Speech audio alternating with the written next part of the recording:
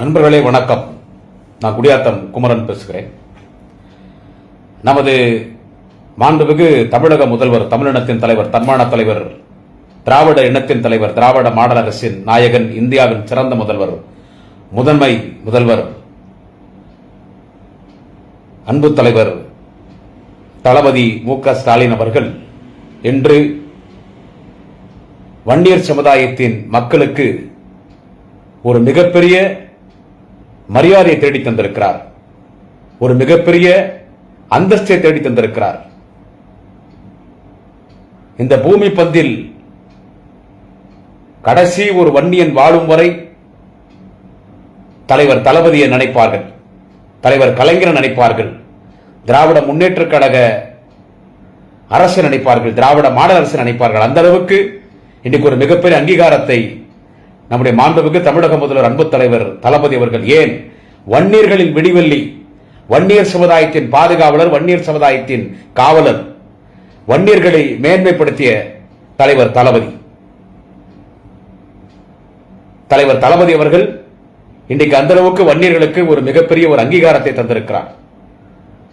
வன்னியர் சமுதாயம் என்று சொன்னால் வன்னியர் சமுதாயத்தை மிகவும் பிற்படுத்தப்பட்ட ஒரு சமுதாய பட்டியலை சேர்த்தது திராவிட முன்னேற்ற கழகம், தலைவர் கலைஞர். இன்றைக்கு வன்னியர்கள் எம்பிசி என்று சொன்னால் அதற்கு காரணம் தலைவர் கலைஞர் மட்டும்தான். இன்றைக்கு நம்முடைய தலைவர் தளபதி அவர்கள் விழுப்புரத்திலே அன்றைக்கு வன்னியர் சமுதாயத்தை மிகவும் பிற்படுத்தப்பட்ட ஒரு பட்டியலில் சேர்க்க வேண்டும் என்று லட்சக்கணக்கான வன்னியர்கள் வீதியில் இறங்கி போராடினார்கள். நான் அப்பொழுது மிகவும் சிறுவன். எவ்வளவோ போராடினார்கள். அன்றைக்கு அதிமுக ஆட்சியில் மறைந்த முன்னாள் முதலமைச்சர் திரு எம்ஜிஆர் அவரிடத்தில் வன்னியர் சமுதாயத்தை மிகவும் பிற்படுத்தப்பட்ட ஒரு பட்டியலை சேர்க்க வேண்டும், 20 விழுக்காடு வழங்க வேண்டும் என்று கேட்டு போராடிய பொழுது நமது வன்னியர் சமுதாயத்தின் மக்களின் போராட்டத்தை, அவருடைய குரலை சிவிகிடித்து கேட்காமல் கல்லஞ்சத்தோடு அன்றைக்கு அதிமுக ஆட்சியில் வன்னியர் சமுதாயத்தின் மீது துப்பாக்கி சூடு நடத்தப்பட்டது. அதிலே 21 சமூக நீதி போராளிகள், இடஒதுக்கீட்டு கேட்டு போராடிய போராட்டத்தில் 21 சமூக நீதி போராளிகள் துப்பாக்கி குண்டில் அடிபட்டு மாண்டு போனார்கள், இறந்து போனார்கள். அதிமுக ஆட்சியில் எம்பிசி வன்னியர்களுக்கு எம்பிசி கேட்ட பொழுது துப்பாக்கி சூடு நடத்தி நம் சமுதாயத்தினர் 21 பேரை கொன்றார்கள். ஆயிரக்கணக்கான பேர்களுக்கு காயம் ஏற்பட்டது. லட்சக்கணக்கான இளைய தலைமுறையினர் மீது, வன்னியர் சமுதாயத்தின் இளைஞர்கள் மீது பொய் வழக்கு போடப்பட்டது. அன்றைக்கு தலைவர் கலைஞர் அவர்கள் நமது வன்னியர் சமுதாயத்தின் மக்களுக்கு ஒரு மிகப்பெரிய வாக்குறுதி வழங்கினார்கள். கலங்காதீர்கள் வன்னியர்களே, வன்னிய குல சத்திரியர்களே, கலங்காதீர்கள். திராவிட முன்னேற்ற கழகத்தின் அரசு, திராவிட முன்னேற்ற கழகத்தின் ஆட்சி மலர்ந்தவுடன் நீங்கள் கேட்கிற அந்த எம்பிசி மோஸ்ட் பேக்வர்ட் கிளாஸ் பட்டியலில் வன்னியர் சமுதாயத்தின் பெயர்கள் சேர்க்கப்படும் என்று சொல்லி, அதே போல் சொன்னது போல் 1989ஆம் ஆண்டு தலைவர் கலைஞர் அவர்கள் தமிழ்நாட்டின் முதலமைச்சராக பொறுப்பேற்று திராவிட முன்னேற்ற கழகத்தின் ஆட்சி அமைந்தவுடன் 50 நாட்களுக்குள் வன்னியர் சமுதாயத்தை எம்பிசி பட்டியலிலே சேர்த்தார். அந்த 21 பேர் மாண்டு போனார்களே துப்பாக்கி சூட்டிலே, அந்த குடும்பத்திற்கெல்லாம் 3 லட்சம் ரூபாய் நிதி உதவி வழங்கி மாதம் மாதம் உதவித்தொகை அறிவித்து இவர்களெல்லாம் சமூக நீதி போராளிகள் என்று, இவர்கள் தியாகிகள் என்று பட்டமளித்து கௌரவிக்கப்பட்டார். லட்சக்கணக்கான இளைஞர்கள் மீது பொய் வழக்கு போடப்பட்டதே, லட்சக்கணக்கான இளைஞர்கள் மீது பொய் வழக்கு போடப்பட்டதே, அந்த வழக்குகள் எல்லாம் வாபஸ் பெறப்பட்டது. அந்த வழக்குகள் எல்லாம் வாபஸ் பெறப்பட்டது. எனவே எம்ஜிஆர் ஆட்சி காலகட்டத்திலே நமது வன்னியர் சமுதாயத்தின் மக்கள் எம்பிசி கேட்டு போராடிய பொழுது துப்பாக்கி சூடு நடத்தி 21 பேர் இறந்து போனார்கள். லட்சக்கணக்கான வன்னியர்கள் மீது பொய் வழக்கு போடப்பட்டது. தலைவர் கலைஞர் ஆட்சிக்கு வந்த உடனே எம்பிசி பட்டியலில் சேர்க்கப்பட்டார். பொய் வழக்குகள் வாபஸ் பெறப்பட்டது. தியாகிகள் குடும்பத்திற்கு 3 லட்சம் நிதி உதவி எல்லாம் வழங்கப்பட்டது. அந்த 21 பேர் உயிர் தியாகம் செய்தார்களே, அந்த தியாகிகளை கௌரவிக்க வேண்டும், அவர்களுக்கெல்லாம் ஒரு மணிமண்டபம் கட்டி அவர்களுக்கெல்லாம் சிலை வைத்து அந்த குடும்பத்தை கௌரவிக்க வேண்டும் என்று திராவிட முன்னேற்ற கழகத்திற்கு ஒரு ஆசை இருந்தது. இந்த 2026ஆம் ஆண்டு தேர்தல் பரப்புரைக்கு விக்கிரவாண்டி பகுதிக்கு சென்ற பொழுது அன்றைக்கு நமது மாண்புமிகு தமிழ்நாட்டின் முதலமைச்சர், தமிழினத்தின் நிரந்தர முதல்வர், வன்னியர்களின் விடிவெள்ளி அன்பு தலைவர் தளபதி அவர்களிடம் இன்றைய திராவிட முன்னேற்ற கழகத்தினுடைய கொள்கை பரப்பு செயலாளர், முன்னாள் மத்திய அமைச்சர், அரக்கோண நாடாளுமன்ற உறுப்பினர் திராவிட ஆழ்வார் வணக்கத்துக்குரிய எங்கள் குடும்ப அண்ணன் டாக்டர் ஜெகத் ரட்சகன் அவர்கள் தலைவர் தளபதி அவரிடத்திலே, அப்பொழுது நம்ம எதிர்க்கட்சி தான், தலைவர் தளபதியிடத்திலே திராவிட ஆழ்வார் மாண்புமிகு எங்கள் குடும்ப அண்ணன் டாக்டர் ஜெகத் ரட்சகன் அவர்கள் அந்த 21 தியாகிகள், அந்த 21 தியாகிகள் இடஒதுக்கீட்டு போராட்டத்தில் பங்கேற்று மாண்டு போனார்கள். 21 தியாகிகள், அந்த சமூக நீதி போராளிகளுக்கு மணிமண்டபம் கட்ட வேண்டும், அவர்களுக்கு சிலை வைத்து அவரை கௌரவிக்க வேண்டும். வன்னியர் சமுதாயத்தில் பிறந்து இந்த சமுதாயத்திற்காகவும் இயக்கத்திற்காகவும் மக்களுக்காகவும் பணியாற்றிய ஒரு மாபெரும் தலைவர் ஏ கோவிந்தசாமி அவர்களுக்கும் ஒரு சிலை வைக்க வேண்டும் அந்த மணிமண்டபத்தில் என்று கோரிக்கை வைத்த பொழுது தலைவர் தளபதி அவர்கள் நிச்சயமாக திராவிட முன்னேற்ற கழகம் ஆட்சி மலர்ந்தவுடன் அதை செய்வோம் என்று தலைவர் தளபதி மாண்புமிகு முன்னாள் மத்திய அமைச்சர் என்னாலும் அரக்கோணம் நாடாளுமன்ற உறுப்பினர் கழக கொள்கை பொறுப்பு செயலாளர் அண்ணன் டாக்டர் ஜெகதீஷிடத்திலே வாக்குறுதி வழங்கினார். இன்றைக்கு கூட அந்த விழாவில் பேசும் பொழுது 21 தியாகிகளுடைய சிலை திறந்து வைத்து ஏஜி கோவிந்தசாமியுடைய சிலை திறந்து வைத்து பேசும் பொழுது தலைவர் மாண்புமிகு தமிழ்நாட்டின் முதலமைச்சர் அன்பு தலைவர் திராவிட இனத்தின் தலைவர் தளபதி அவர்கள் பேசும் பொழுது சொன்னார், 2006ஆம் ஆண்டு நான் தேர்தல் பரப்புரைக்கு வந்த பொழுது மரியாதைக்குரிய கழக கொள்கை பொறுப்பு செயலாளர் திராவிட ஆழ்வார் அண்ணன் டாக்டர் ஜெகத் ரட்சகன் என்னிடத்திலே வேண்டுகோள் வைத்தார், அந்த சமூக நீதி போராளிகள் 21 பேருக்கு சிலை வைத்து கௌரவிக்க வேண்டும், மணிமண்டபம் கட்ட வேண்டும், கோவிந்தசாமி அவர்களுக்கு சிலை வைக்க வேண்டும், மணிமண்டபம் கட்ட வேண்டும் என்று என்னிடத்திலே திராவிட ஆழ்வார் டாக்டர் ஜெகத் ரட்சகன் வேண்டுகோள் வைத்தார். அவரோடு இன்றைய விக்கிரவாண்டி தொகுதி சட்டமன்ற உறுப்பினர் அன்னியூர் சிவா அவர்களும் இருந்தார் என்று இன்றைக்கு அந்த மேடையில் குறிப்பிட்டார். அதுபோல் இன்றைக்கு விழுப்புரத்திலே வன்னியர் சமூகத்தினுடைய இளைஞர்கள், அந்த வன்னியர் சமூகத்தில் நமது வன்னியர் சமூகத்திலே இடஒதுக்கீட்டு போராட்டத்தில் பங்கேற்று துப்பாக்கி சூடு அடிபட்டு இறந்து போன 21 பேருக்கு சிலை வைத்து மணிமண்டபத்தில் சிலை வைத்து அந்த குடும்பத்தில் வர வைத்து அவரை கௌரவித்து அவருக்கு நிதி வழங்கி திராவிட முன்னேற்ற கழகத்தின் ஒரு மாபெரும் தலைவர் அறிஞர் அண்ணானுடைய அமைச்சரவையிலே சிறப்பான அமைச்சராக பணியாற்றி தலைவர் கலைஞருடைய அமைச்சரவையிலே சிறப்பாக அமைச்சராக பணியாற்றிய திரு ஏ கோவிந்தசாமி முதல் உதயசூரியன் சின்னத்தில் நின்று சட்டமன்ற உறுப்பினராக வெற்றி பெற்று அண்ணா ஆட்சி காலத்திலும் தலைவர் கலைஞர் ஆட்சி காலத்திலும் அமைச்சராக இருந்த கோவிந்தசாமி அவர்களுக்கு சிலை வைத்து அந்த சிலையும் திறந்து சிறப்பாக பணியாற்றினார், சிறப்பாக உரையாற்றினார். சிறப்பாக பணியாற்றிய கோவிந்தசாமி அவர்களுக்கு சிலை திறந்திருக்கிற 21 தியாக செம்மல்கள் சமூக நீதி போராளிகள். இன்றைக்கு எவனெவனோ நான் சமூக நீதி போராளி என்று சொல்லுகிறான், நான் சமூக நீதி காவலர் என்று சொல்லுகிறான். சமுதாயத்தின் பெயரை சொல்லிக்கொண்டு உண்மையான சமூக நீதி போராளி, உண்மையான சமூக நீதி காவலர் யார் என்று கேட்டால் அந்த 21 பேர் இடஒதுக்கீட்டு கோரிக்கை வைத்து போராடிய பொழுது மாண்டு போனார்களே 21 பேர் துப்பாக்கி குண்டுக்கு மார்புகளை காட்டி இன்றைக்கு சிலையாக இருக்கிறார்களே அவர்கள்தான் உண்மையான சமூக நீதி போராளிகள். அந்த 21 சமூக நீதி போராளிகளுக்கு சிலை திறந்து கௌரவித்து எந்த அளவுக்கு வன்னியர் சமுதாயத்தின் மக்களுக்கு இன்றைக்கு தலைவர் தளபதி அவர்கள் நன்மை செய்திருக்கிறார். நான் ஒன்றை மட்டும் சொல்லுகிறேன், வன்னியர் சமுதாயத்தின் மக்களுக்கு நன்மை செய்த ஒரே ஒரு இயக்கம் எது என்று கேட்டால் திராவிட முன்னேற்ற கழகம். வன்னியர் சமுதாயத்தின் மக்களுடைய முதல் கோரிக்கை எம்பிசி ஏற்றி மிகவும் பிற்படுத்தப்பட்டோர் பட்டியலிலே சேர்த்தது யார் என்று கேட்டால் நம்முடைய தலைவர் கலைஞர். இன்றைக்கு ஓய்வுக்கே ஓய்வு கொடுத்துவிட்டு மெரினாவில் ஓய்வு எடுத்துக் கொண்டிருக்கிறாரே நம்முடைய தலைவர் கலைஞர், அவர் தான் எம்பிசியில சேர்த்தார். இந்த நன்றி வந்துட்டு ஒரு சொல்லலாம் பேசுறானுங்க, என்ன சொல்றது, ஜாதி பேரை சொல்லி ஊரை ஏமாத்தி, நான் வன்னியர் சொல்லி வன்னியர் பேர்ல கட்சி நடத்தி ஊரை ஏமாத்தி வன்னியர் அறக்கட்டளைன்னு முதல்ல வன்னியர் அறக்கட்டளை ஆரம்பிச்சு கோடிக்கணக்கில் வசூல் பண்ணிட்டு அதன் பிறகு அந்த வன்னியர் அறக்கட்டளை பூரா தன் குடும்பத்தை சொந்தமாக்கிறார் டாக்டர் ராமதாஸ். இதெல்லாம் யாரும் இல்லைன்னு சொல்ல முடியாது. இன்னைக்கு போய் வன்னியர் அறக்கட்டளை பாருங்க, இன்னைக்கு வன்னியர் அறக்கட்டளை இருக்குது இல்ல, அந்த வன்னியர் அறக்கட்டளை யார் பேர்ல பாருங்க, அது எல்லாமே ராமதாசுடைய பொண்டாட்டி அன்புமணி ராமதாஸ் பொண்டாட்டி ராமதாசுடைய குடும்பத்துக்கு சொந்தமாச்சு வன்னியர் அறக்கட்டளை சொத்தெல்லாம். என்ன அவங்க வன்னியர்களா ஒன்னும் பண்ணல. நம்ம வன்னியர் சமுதாயத்தின் பேரை சொல்லி நம்ம அடமானம் வச்சு ஒரு எலெக்ஷனுக்கும் அவங்க மட்டும் பொட்டி வாங்கி சாப்பிட்டு வைத்த வளர்த்துக்கின்னு தன் குடும்பத்தை ஓஹோன்னு வளர்த்துக்கினாங்க. இப்ப சினிமால எடுக்க ஆரம்பிச்சுட்டாங்க. ஆனா உணர்வுபூர்வமா வன்னியர்களின் கோரிக்கை ஏற்று வன்னியர்களை எம்பிசி பட்டியல சேர்த்தது திமுக ஆட்சி தலைவர் கலைஞர். இது ஒரு வன்னியரை யோசிச்சு பார்க்கணும். அதுக்கு என்ன சொல்றானுங்க இந்த பாமக நம்ம என்ன சொல்ற, நமக்கு எல்லாருக்கும் மண்டியில மூளை இருந்தா அந்த பாமக முட்டிக்கு கீழே தான் மூளை இருக்கும். ஆமா, இன்னைக்கு அவங்க என்ன சொல்றாங்கன்னா 108 பேர் தானே சேர்த்து எங்களோட சேர்த்து 108 பேர் கொடுத்து எங்களை மட்டும் கொடுத்துக்கலாம்னு கேக்குறீங்களே மடசாம்பிராணிகள். அப்படி கேட்கறவங்க நான் சொல்றேன், அப்படி கேட்கறவங்க சொல்றேன், ஒரு வன்னியர்களுக்கு மட்டும் எம்பிசி கலைஞர் அறிவிச்சிருந்தாருன்னு வச்சுக்கோ, 89ஆம் ஆண்டு ஒரு வன்னியர்களுக்கு மட்டும்தான் எம்பிசி அறிவிச்சிருந்தா 2 மாசம் 3 மாசத்திலேயே பூரா ஜாதி கோர்ட்டுக்கு போயிருப்பாங்க. அந்த எம்பிசி ரத்து பண்ணிட்டு இருப்பாங்க. எம்பிசி நமக்கு இருந்திருக்காது. அழக அரசியல் சாணக்கியர் என்று சொன்னால் தலைவர் கலைஞர். அரசியல் சாணக்கியர் என்று சொன்னால் தலைவர் கலைஞர் தான் அரசியல் சாணக்கியர். அழகா பார்த்தார். ஒரு வன்னியர்களுக்கு எம்பிசி கொடுத்தா பிரச்சனை வரும். இந்த சின்ன சின்ன சமுதாயம் இருக்கு பாருங்க. இப்போ ஒரு ஊர்ல 5000 பேர் இருக்காங்கன்னு வச்சுங்க. அங்க ஒரு 4 குடும்பம் இருக்கும்.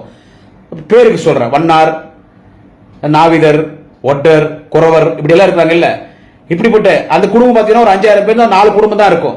இப்படிப்பட்ட மைனாரிட்டி காஸ்ட் இருக்காங்க இல்ல, இவங்களெல்லாம் சேர்த்து ஒரு 107 பேர், அதோட சேர்த்து ஒரு 2 கோடி பேர் இருக்கக்கூடிய ஒரு மிகப்பெரிய சமுதாயம் நமது வன்னியர் சமுதாயத்தின் மக்கள்.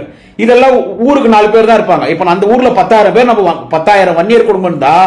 இப்ப நான் சொல்றேன், இந்த சின்ன சின்ன இவங்க எல்லாம் ஒரு 4 குடும்பம் 5 குடும்பம் தான் இருப்பாங்க. அப்படி இவங்களெல்லாம் ஒன்னா சேர்த்து எவ்வளவு அழகா பண்ணார் பார் தலைவர் கலைஞர்.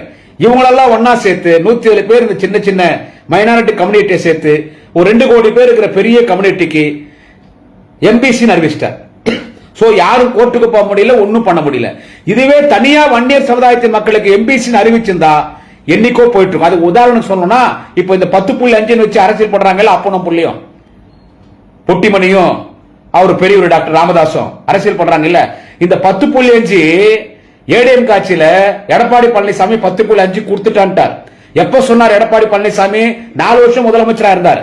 4 வருஷம் முதலமைச்சரா இருப்பார். அந்த 4 வருஷத்துல அவர் முதலமைச்சராகி 2 மாசத்துலயோ 1 வருஷத்துலயோ 2 வருஷத்துலயோ 3 வருஷத்துலயோ சொல்ல. இன்னைக்கு சாயங்காலம் 5 மணிக்கு எலெக்ஷன் அறிவிக்க போகுது தேர்தல் கமிஷன். இது நல்லா கவனிக்கணும். இன்னைக்கு சாயங்காலம் 5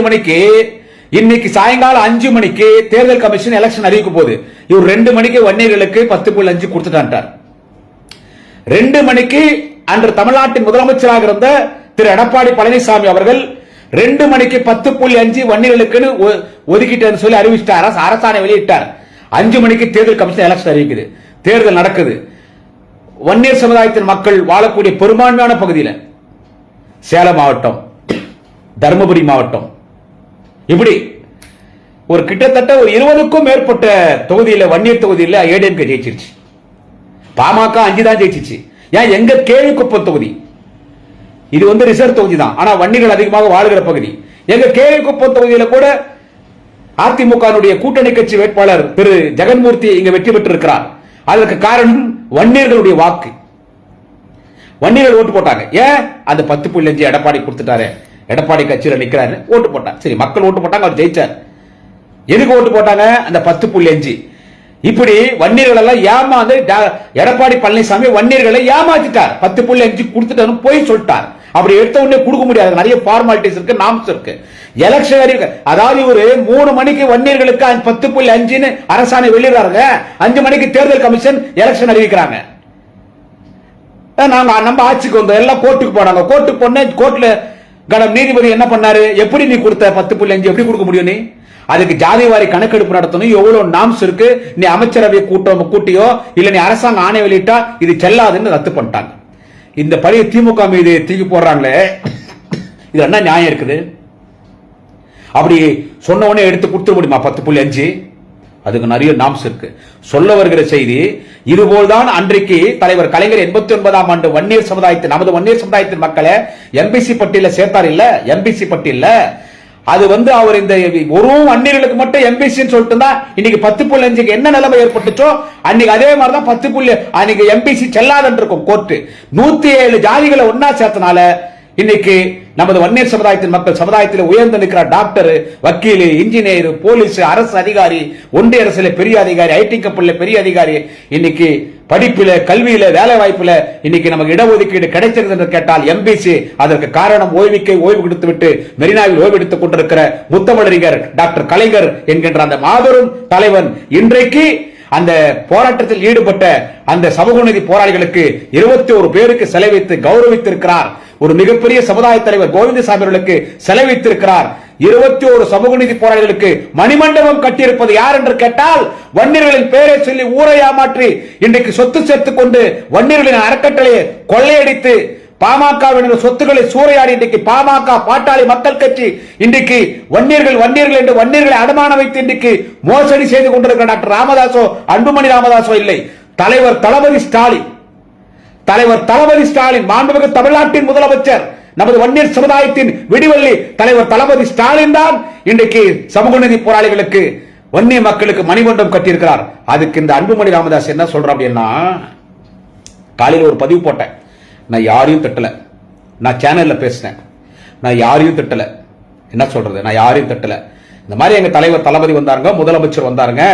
முதலமைச்சர் வந்து அங்க விழுப்புரத்துல 21 சமூக நீதி போராளிகள் இடஒதுக்கீட்டு 20% விளக்காடு கேட்டு நம்ம இடஒதுக்கீட்டுக்காக போராடும் பொழுது அன்னைக்கு அதிமுக துப்பாக்கி சூழல இறந்து போன 21 தியாகிகளுக்கு இன்னைக்கு செலவு வச்சிருக்காங்க. அவங்க குடும்பத்தை அழைத்து கௌரவிச்சு நிதி உதவி வழங்கியிருக்காங்க. அவங்களுக்கெல்லாம் மணிமண்டபம் கட்டியிருக்காங்க. வன்னியர் சமுதாயத்தின் மிகப்பெரிய தலைவர் கோவிந்தசாமிக்கு இன்னைக்கு செலவு வச்சு கௌரவிச்சிருக்காருங்க. எனவே நமது வன்னிய மக்களுக்காக சலுகைகள் தர்ற, போராடுற, நம் உரிமைகளுக்காக குரல் கொடுக்கிற, நம் உரிமைகளை மீட்டு தருகிற, நமக்காக நன்மை செய்கிற ஒரே இயக்கம் திராவிட முன்னேற்ற கழகம். அன்று தலைவர் கலைஞர், இன்றைக்கு தலைவர் தளபதி, நாளைக்கு எதிர்காலத்தில் நாளைய தமிழகம் மாண்புமிகு உதயநிதி ஸ்டாலின். எனவே வன்னியர்களுக்கு என்றைக்கும் திமுக தான் பக்கபலமாக இருக்கும். நீங்க யோசிச்சு பாருங்க, இதுக்கு முன்னால திராவிட கட்சிகளுக்கு முன்னால காங்கிரஸ், அண்ணா வந்த பிறகு கலைஞர், அண்ணா கலைஞர் கலைஞர் கலைஞர், அதன் பிறகு தொடர்ந்து எம்ஜிஆர், அப்புறமா ஜெயலலிதா, கலைஞர் ஜெயலலிதா, கலைஞர் கலைஞர் கலைஞர் தளபதி. இப்படி எடுத்துக்கினா நமது வன்னியர் சமுதாயத்தின் மக்களுக்கு நன்மை செய்தது யார் என்று கேட்டால் திமுக ஆட்சியில் மட்டும் தான் நமக்கு நன்மை நடந்திருக்குது. வேற எந்த ஆட்சியில் நன்மை நடக்கல. நம்ம என்னைக்குமே திமுகவிற்கு, தலைவர் கலைஞருக்கு, தலைவர் தளபதிக்கு, நாளைய தமிழக மாண்புமிகு உதயநிதி ஸ்டாலினுக்கு நம்ம விசுவாசமா இருக்கணும். நமக்காக குரல் கொடுக்கிற, நம் உரிமைகளை மீட்டு தருகிற நம்முடைய தலைக்கட்சி திமுக, நம்ம தலைவர் இன்னைக்கு தளபதினு நான் பேசிட்டு முடிச்சிட்டேன். இப்போ இந்த அன்புமணி ராமதாஸ் என்ன சொல்றது, அந்த சேலத்தை அவங்க இன்னைக்கு சேலத்துக்கு போனாங்க, அப்பனும் புள்ளியும் 2 பேரும். நான் இவங்களை பத்தி பேசக்கூடாதுன்னு இருந்தேன். அதுக்காக நீ பேசின்னு தான் நான் சும்மா இருக்குது. நான் ஒன்றும் தொடரடிக்க கிடையாது. ஆச்சா, எனக்கு ஒன்றும் உங்களை மாதிரி முட்டிக்கு கீழே முட்டை இல்லை, முட்டிக்கு கீழே மூளை இல்ல, உங்களை மாதிரி முட்டிக்கு கீழே மூளை இல்ல. எல்லாரும் மாதிரி எனக்கு மண்டியில மூளை. நானும் படிச்சவன் தான். என்ன சொல்றது, நானும் படிச்சவன் தான். இந்த அன்புமணி ராமதாஸ் இன்னைக்கு சேலத்துல போய் அந்த பாட்டாளி மக்கள் கட்சி நிர்வாகிகள் வச்சு இந்த அப்பனும் புள்ளி எவ்வளோ எப்படி இருக்கிறாங்க பாருங்க சார். இவங்களை கண்டிப்பா இவங்களை கூப்பிடணும்னு ஒரு முடிவு எடுத்துச்சு. ஏன்னா இவங்க தான் வன்னியருக்கு பிடிங்க நட்டினான்றாங்களே, இவங்களை கூப்பிடணும்னு ஒரு முடிவு எடுத்துச்சு. இவங்களுக்கு பங்கேற்கிறதுக்கு, இது விழால பங்கேற்கிறதுக்கு இவங்களுக்கு மனசு இல்லைன்னா பங்கேற்றா கண்டிப்பா அன்னைக்கு கலைஞரை வந்து எம்பிசி கொடுத்தாருன்னு பாராட்டி ஆகணும். இதே ராமதாஸ் தான் சொன்னார். தந்தை அண்ணல் அதாவது உலக சட்ட மாமேதை அண்ணல் அம்பேத்கர் தந்தை பெரியாருக்கு பிறகு சமூக நீதி போராளி யார் என்று கேட்டால் இந்தியாவிலே தலைவர் கலைஞர், டாக்டர் கலைஞர், முத்தமிழர் கலைஞர் தான் சமூக நீதி போராளி. அவர்தான் நமது சமுதாயத்துக்கு எம்பிசி கொடுத்தார்.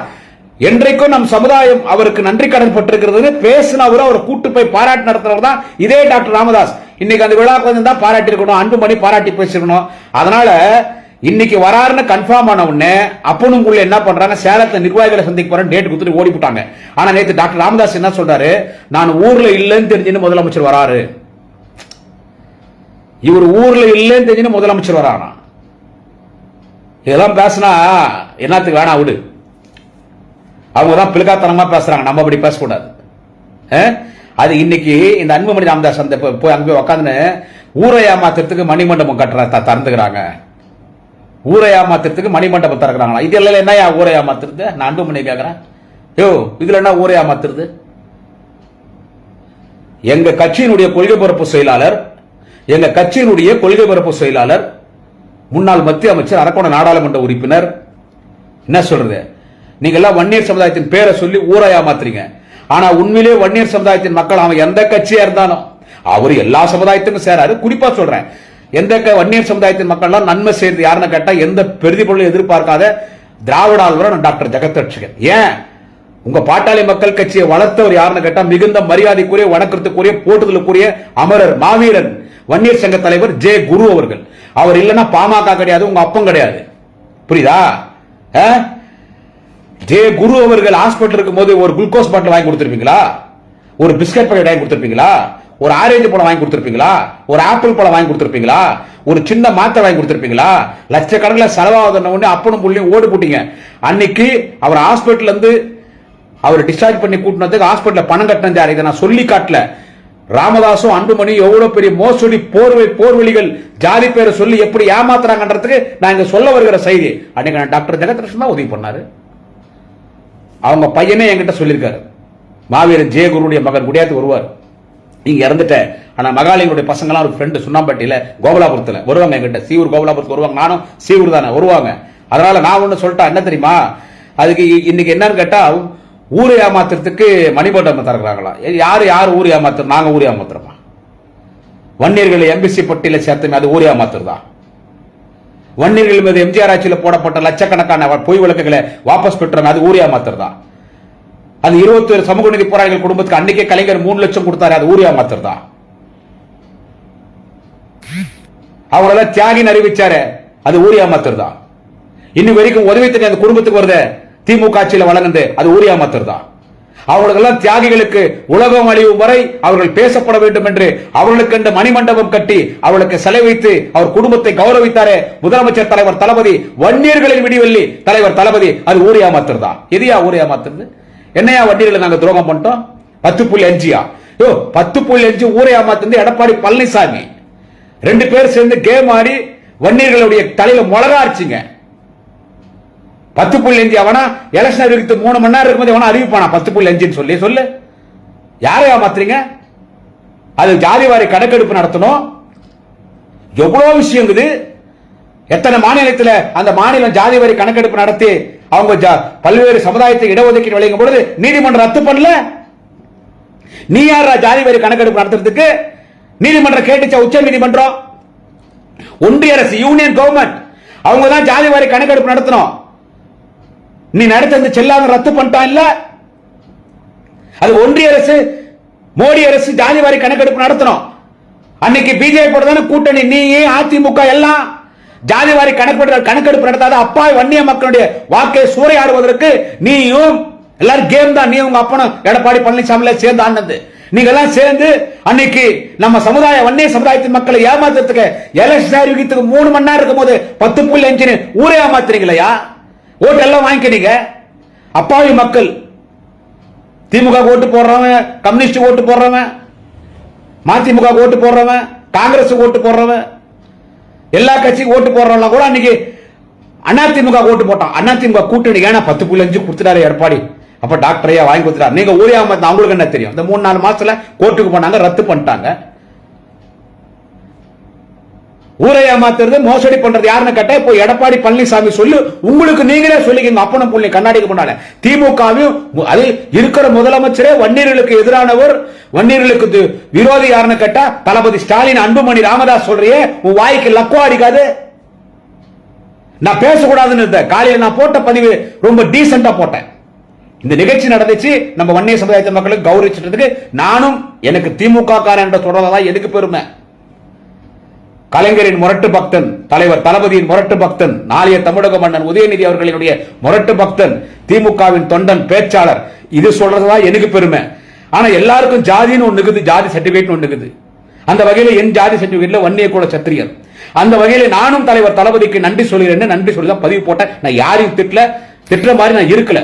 ஆனா நீங்க போயிட்டு இன்னைக்கு இந்த அன்புமணி ராமதாஸ் என்ன சொல்றது, வன்னியர்களுக்கு விரோதி முதலமைச்சர் மு க ஸ்டாலின் தான். இவர் மாதிரி வன்னியர்களுக்கு விரோதி யாரும் இல்ல, வன்னியர்களுக்கு துரோகம் பண்ணிட்டாங்க, ஊரே ஏமாத்துறதுக்கு மணிமம் கட்டுகிறார், தந்துக்கிறாங்கன்னு என்னென்னவோ அவர் பேசுகிறார். இதுக்கு பதிவு நாளைக்கு வைக்கிறேன்.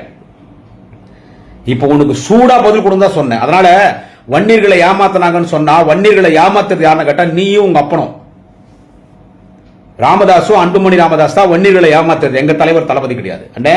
அன்புமணி அண்ணன் எங்க தலைவர் தளபதி கிடையாதுன்னு, திமுக கிடையாதுன்னு என்ன சொல்றது? நன்றி விசுவாசோட பேசுனேன் அண்ணன். அன்புமணி அண்ணன் நன்றி விசுவாசோட பேசு. உனக்கு முதல் வாழ்க்கையில ராஜ்யசபா எம்பி பதவி உனக்கு பிச்சோ போட்டது தலைவர் கலைஞர், தலைவர் தளபதி. உனக்கு சுகாதாரத்துறை அமைச்சர் பதவி வாங்கி கொடுத்தது, உனக்கு சுகாதாரத்துறை பதவி பிச்சை போட்டது தலைவர் கலைஞர், தலைவர் தளபதி அவர்கள். உங்களை முதல்ல பார்லிமெண்ட் கூட்டு போய் உங்களை முதல்ல ஒன்றிய அமைச்சராக்கு உங்களை சட்டமன்றத்துக்குள்ள கூட்டு போனது, உங்க கட்சி வளர்ந்து இன்னைக்கு நீங்க ஒரு 50 தலைமுறைக்கு உட்கார்ந்து சாப்பிடுற அளவுக்கு லட்சம் கோடிக்கு மேல சொத்து சேர்த்து வச்சுக்கிறீங்களே, அதுக்கெல்லாம் காரணம் திமுக. மறந்துடாத. உங்களை பத்தி பேசணும்னா வன்னியர் கூட்டமைப்பு தலைவர் மரியாதைக்குரிய அண்ணன் CN ராமூர்த்தி தான் கூட்டணும் உட்கார வைக்கணும். நான் உங்களை பத்தி பேசக்கூடாது நினைச்சேன். இவ்வளவு பேர் வேலையை தலைவர் தளபதி பார்த்திருக்கார். மணிமண்டபம் கட்டுவேன்னு சொன்னாரு, சட்டமன்றத்தில் அறிவிச்சார், 4 கோடி ரூபாய் ஒதுக்குறார். சொன்ன மாதிரி மணிமண்டபம் கட்டிட்டார். அந்த தியாகிகளுக்கு சிலை திறந்துட்டார். மக்களே, உங்களுக்கு வயிறு எங்க அப்பனும் புள்ளி சாவிங்கன்னு எனக்கு தெரியும். என்னடா நம்ம தான் வன்னியர் அப்படின்னு சொல்லி ஊரை ஏமாத்தணுமே, இனிமே நீங்க வன்னியர் பேரை சொல்லலாம் ஊரை ஏமாத்த முடியாது. என்னது? அதனால இந்த ஊரை ஏமாத்துறதுக்கு மணிமண்டபம் கட்டினாங்கன்ற வார்த்தைலாம், this is the last warning for Anbumani. I am giving a last warning for Anbumani. பார்த்து பேசணும். தலைவர் தளபதி எவ்வளவு பெரிய கௌரவத்தை கொடுத்திருக்காரு. இன்னைக்கு நம்ம சமுதாயத்தில் 21 பேர் சமூக நீதி போராளிகள், அந்த 21 பேர் சமூக நீதி போராளிகளுக்கு செலவச்சு மணிமண்டபம் கட்டி வன்னியர் சமுதாயத்தின் மக்களுக்கு எவ்வளவு பெரிய கௌரவத்தை நம் தலைவர் முதலமைச்சர் தலைவர் தலைமை தந்திருக்கிறார். சாவடிக்கு நம்ம எல்லாம் விசுவாசமா இருக்கணும். தைலாபுர தோற்றத்திலே உலக சட்ட மாமேதை பாபா சாஹிப் வணக்கத்துக்குரிய டாக்டர் அம்பேத்கர் அவர்களுக்கு சிலை வைத்திருக்கிறார் டாக்டர் ராமதாஸ். மகிழ்ச்சி. அதே மாதிரி தலைவர் கலைஞருக்கு 10 அடியில் செலவிக்கணும். வெற்றி தினம் தலைவர் கலைஞருடைய சிலைக்கு அப்பனும் புள்ளியும் பாலாபிஷேகம் பண்ணி காலில் விழுந்து அங்கப்பிரதட்சணை பண்ண. ஏன்னா அந்த தலைவன் கலைஞர் தான் நமது சமுதாயத்தை எம்பிசி பட்டியலில் சேர்த்தவர். இன்றைக்கு தலைவர் கலைஞரின் இதயத்தை இரவலாக பெற்றிருக்கிற நம்முடைய முதலமைச்சர் நிரந்தர முதல்வர் அன்பு தலைவர் தளபதி, வன்னியர்களின் விடிவெள்ளி தலைவர் தளபதி அவர்கள் நமது வன்னியர் சமுதாயத்தின் இடஒதுக்கீட்டு போராட்டத்தில் பங்கேற்று மாண்டு போன துப்பாக்கி குண்டுகளுக்கு மார்பு காட்டி சுதந்திர போராட்ட தியாகிகள் போல், மொழிப்போர் தியாகிகள் போல் சமுதாயத்திற்காக மாண்டு போன அந்த 21 சமூக நீதி போராளிகளுக்கு இன்றைக்கு சிலை வைத்து கௌரவித்திருக்கிறாரே.